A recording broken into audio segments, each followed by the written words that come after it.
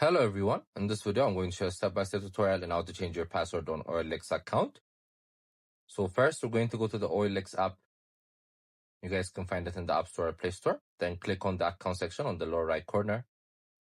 Then here you're going to click on settings. Then under here you're going to click on manage account. So there's the change password option, you're going to click on it. So you're going to insert your old password, your new password, as well as confirm your new password. So you guys must also meet the criteria.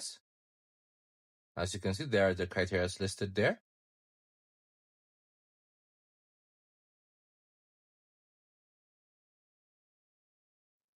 Then once you're done, you're going to click on save. So as you can see, your password has been changed successfully. So that's how you do it. It's an easy tutorial. I hope you guys like this video. Subscribe for more, like for more, share for more. I will see you again. Goodbye.